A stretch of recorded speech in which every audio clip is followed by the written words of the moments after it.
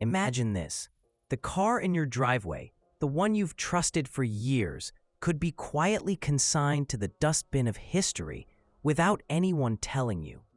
Behind the scenes, once popular car brands are crumbling, losing value, closing dealerships, leaving loyal drivers with cars that no one wants.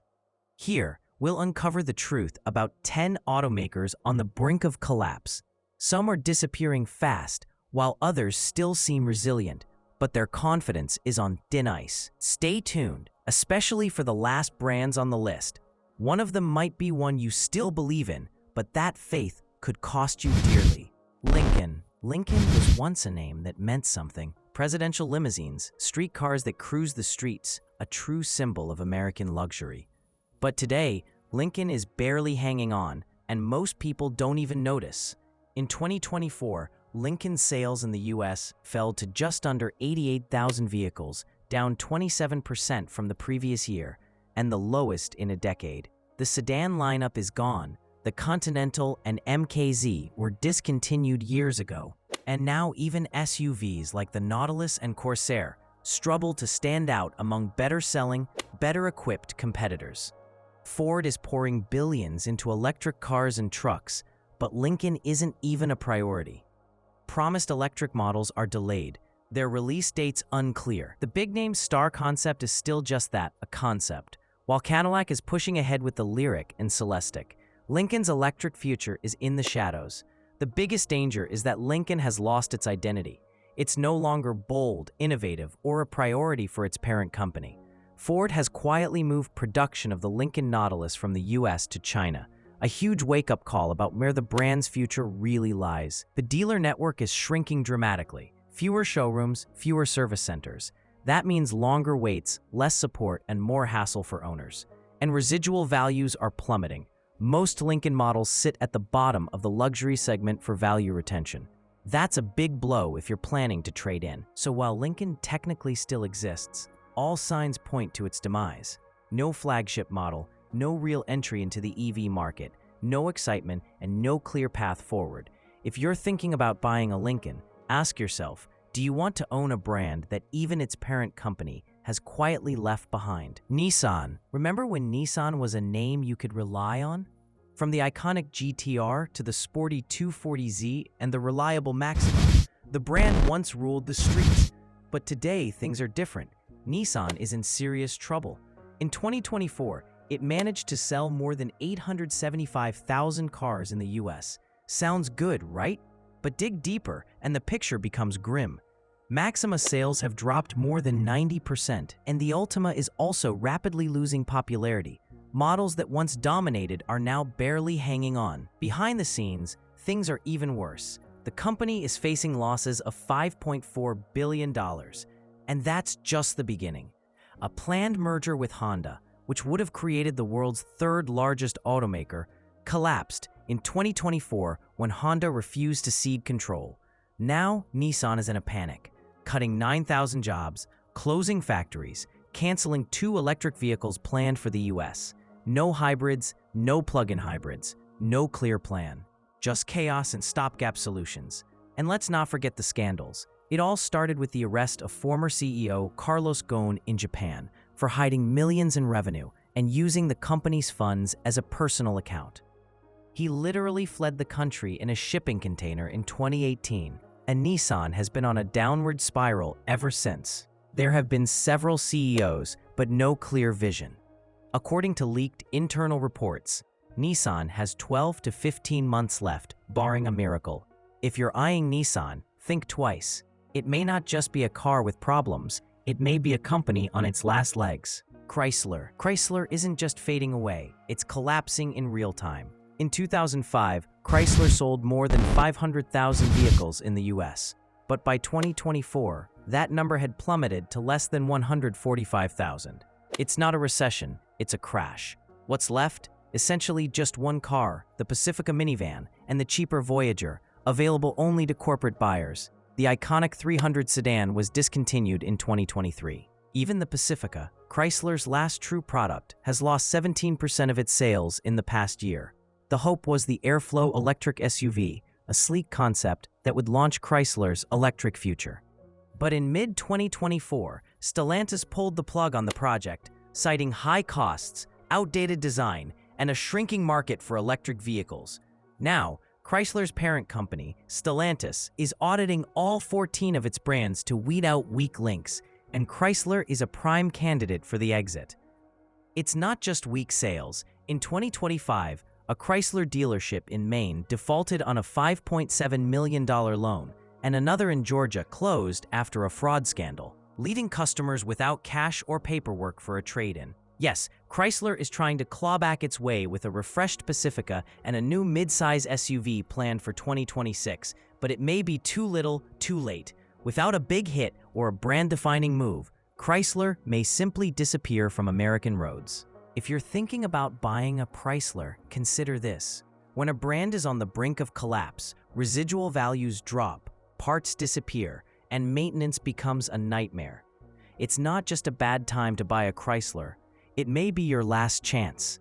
Buick still exists, but in the US, it's a shadow of its former glory. In 2024, Buick sales in the US barely topped 130,000 units, a stunning drop from the days when the brand was one of the nation's best sellers. Most Americans today can't name a single Buick model, and that's a problem. A brand without recognition is a brand on borrowed time. Iconic sedans like the Regal, LaCrosse, and Lucerne are gone, leaving a shrinking lineup of similar-looking SUVs, the Encore, Envision, and Enclave, that are easy to overlook and hard to distinguish from cheaper Chevrolets or GMCs.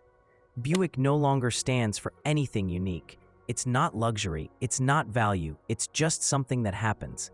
General Motors says it's redefining Buick for the future, but there's little evidence to support that. Electric vehicle plans are murky. The Wildcat EV concept has attracted attention, but there's no production date, no specific specs, and no commitment to bringing it to US roads.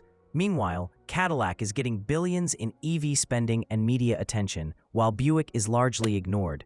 In an interesting twist, Buick is thriving in China, where it's considered a status symbol, accounting for more than 80% of the brand's global sales. This means that GM would rather abandon Buick in the US than invest more money in keeping it here. The signs of slow decline are already visible. Dealer numbers are shrinking, advertising has disappeared, and the brand image is stuck in limbo, too dull for younger buyers, too unfamiliar for older ones. That's a death sentence in today's car market. For buyers, it means real risks. If Buick leaves the US, residual values will collapse, service support will shrink, and parts will become a problem, especially for low-volume models. Pontiac wasn't just a car brand, it was an American icon. In 1968, Pontiac was at its peak, selling more than 800,000 cars a year. It gave us icons like the GTO, the Firebird Trans Am, and even the bizarre Aztec, which became iconic. But by 2009, the momentum had completely dried up. Sales had dropped to less than 180,000 units, and the brand was on life support. The financial crisis of 2008 did the trick. General Motors was losing money and needed a $53 billion government bailout. As part of its restructuring, GM had to make choices, and Pontiac was one of the first brands to be consigned to the scrap heap. The last Pontiac, a white G6 sedan, rolled off the assembly line in January 2010. And just like that, one of America's most recognizable brands was gone. The consequences were dire. Dealerships closed across the country, leaving owners with cars that quickly depreciated, parts became hard to find, and residual values plummeted. Some models like the Solstice or Old Firebird have become valuable among collectors, but for everyday drivers, Pontiacs have become a liability. Sure, enthusiasts still hunt for the rare GTO or Turbo Grand Prix, but if you're thinking about buying a used Pontiac, be prepared to take risks. Maintenance is unpredictable, insurance can be a hassle, and future support is almost non-existent. Pontiac's heritage is untouchable, but in today's world, it's a dead brand, and the longer you hold on to it, the more it may cost you. Genesis burst onto the scene as a promising newcomer to the luxury segment. Bold design, luxurious interiors, cutting-edge technology, all at a price that undercut BMW, Lexus, and Mercedes. For years, it looked like it could upend the luxury car market. But now Genesis is rapidly losing steam. In 2024, U.S. sales stalled at just over 69,000 units, down 15% from the year before, and a worrying sign for a brand still trying to prove its worth. What was once considered the next big thing in luxury is now struggling to remain relevant in a marketplace that demands constant innovation. Let's break down the lineup. The G70, once lauded for its sportiness and value, now lags behind newer competitors in performance, technology, and residual value. The flagship G90 sedan looks great on paper, but in reality, it's barely noticeable to serious luxury buyers. With sedans losing popularity in the US, Genesis is trying to sell a dream that fewer people believe in. Even its SUVs, the GV70 and GV80, haven't met the sales numbers Hyundai expected. Reviews are growing cold, reliability is questionable, and owner forums are reporting software glitches. The all-electric GV60 is a disappointment with short range, niche appeal, and a steep price for a brand that has yet to earn long-term trust. The big problem: Genesis doesn't have its own dealer network. Most models are sold through Hyundai dealers, making the luxury experience anything but luxurious. While there are promises of standalone showrooms, the process is painfully slow, and in some regions, there are none at all. This kills prestige, destroys customer trust, and makes after-sales service unstable. Behind the scenes, even Hyundai is shifting focus. Billions are being poured into Kia and the Ioniq brand for electric vehicles, and Genesis barely figures in future-oriented strategies. If the brand doesn't create a big hit soon, it risks becoming another failed luxury experiment, like Saab, Oldsmobile, or even Pontiac. That means trouble for owners, falling residual values, reduced access to service, and a name that could quietly disappear in the coming years. Infiniti. Infiniti was once considered a stylish, modern competitor to BMW and Lexus, a bold luxury brand with a new approach. But by 2024, Infiniti was rapidly sliding into oblivion. Last year, U.S. sales fell to 57,890 units, a 13% decline, and the continuation of a trend that has been going in the wrong direction for more than a decade.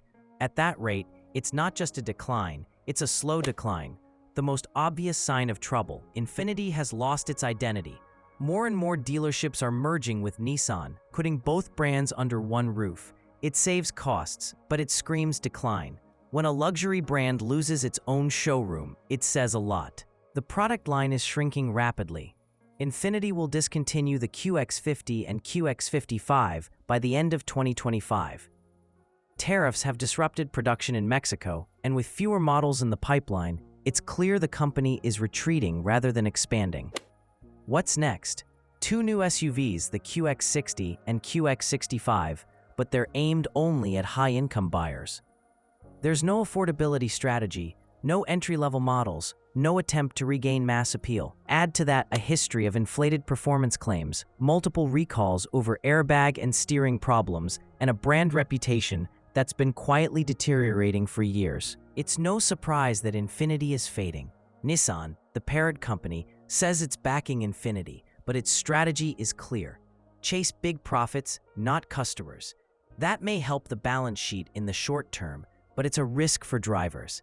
Infiniti is no longer a bold alternative, it's a shadow of its former glory. And unless something changes, owning an Infiniti could become more of a burden than a luxury car experience. Suzuki. Suzuki didn't fail in the US, it just quietly disappeared. In 2012, Suzuki officially left the American auto market without a big announcement or a farewell tour. They simply couldn't keep up with increasingly stringent safety and emissions regulations, and their cars, let's be honest, weren't inspiring. While competitors were offering bold designs and cutting-edge technology, Suzuki was churning out dull, underpowered models that faded into the background. No great style, no innovation, no reason for customer loyalty. The problems didn't end there. Even after leaving the US, Suzuki's reputation suffered overseas. In 2016, the brand admitted to using improper fuel economy and emissions testing methods on 16 models, affecting more than 2 million vehicles. The scandal caused a global uproar. German authorities then began investigating Suzuki's diesel models for using emissions cheating devices. the same ones that had damaged Volkswagen's reputation. Engines supplied by Stellantis were also investigated. The fallout is still being felt, and Suzuki continues to face legal challenges in several countries. Today, Suzuki sells motorcycles, ATVs, and boats in the US. But the car brand is dead, and for good reason. If you find a used Suzuki for sale, know this: support is limited, parts are hard to find, and the brand is burdened with unresolved issues. It may seem like a bargain, but in the long run, Suzuki is best left in the past. Jaguar has always been associated with elegant sedans, powerful engines, and British luxury with character. But in 2024, the brand suddenly slowed down. Almost all models, XE, XF, F-Type, E-Pace, and even I-Pace were discontinued. Only the F-Pace remains, but it is also on borrowed time. Why? Jaguar is betting on a complete transition to electric vehicles. It sounds bold, but the plan is shaky. The timing is risky, and the implementation is already pushing away customers. The brand's main step is a new electric four-door GT with a price tag of over $125,000. The first step in rethinking the future of Jaguar, which will be followed by 2 more electric cars by 2026. But here's the rub. Jaguar has no EV credentials, no mass success, and no clear identity in the segment. Asking customers to pay 6 figures to be test subjects is a risk few are willing to take. Worse, Jaguar's rebranding has flopped, replacing the iconic Jaguar logo with a generic J in a circle and a new Live Vivid slogan with flashy ads featuring models and vague buzzwords like exuberance and breaking the mold. The internet was quick to criticize it, with loyal fans calling the rebranding out of touch with reality and the cars themselves. Jaguar is cutting back on its US dealerships, shrinking its footprint in line with declining sales. That means fewer service centers, less support, and more headaches for owners. And let's not forget the long history of recalls, quality issues, and software glitches. Owning a Jaguar has always been a bit of a risk, and now, in the midst of an identity crisis, that risk is multiplied. This isn't just a transition, it's a complete reset that will either save the brand or bury it. Buyers should think twice before betting on a company that doesn't know who it is. Lucid Motors. Lucid burst onto the scene with big promises: ultra-luxurious electric cars with a range of more than 500 miles, technology that rivaled Tesla, and design that looked like the future. But just a few years later, the dream is crumbling. The flagship Lucid Air promised up to 500 miles of range, more than any Tesla on the market. It was introduced with flashy advertising, a premium price, and inflated expectations. But behind the scenes, there was smoke and mirrors. In 2024, Lucid posted a loss of $3.4 billion, and its stock price had fallen more than 95% from its peak. Investors are fleeing, and trust in the brand is waning. Why? The problems are everywhere. Lucid is missing production targets, struggling to deliver even basic components like glass and floor mats. Deliveries are late, and customers are waiting for months. And when the cars arrive, new problems emerge: software glitches, glitches in the infotainment system, and an underdeveloped DreamDrive driver assistance system that many are calling crude. Then there's the leadership shakeup. CEO Peter Rawlinson, lauded as the visionary behind the Tesla Model S, has resigned, and an interim CEO is trying to stabilize the company, a wake-up call. Worse, Lucid's survival depends on foreign investment, particularly from Saudi Arabia's sovereign wealth fund, which owns most of the company. Without that money, Lucid likely wouldn't have survived 2023. That reliance raises serious questions about its long-term stability. And now there are lawsuits, with investors accusing Lucid of misleading its production capacity, inflating expectations to raise money, and covering up internal problems. If the courts agree, the consequences could be catastrophic. Lucid's ambition to become the American leader in luxury electric vehicles has so far resulted in massive losses, unhappy customers, legal troubles, and a fading future. If nothing changes, Lucid could join the list of EV startups that have launched with a bang and then quietly disappeared.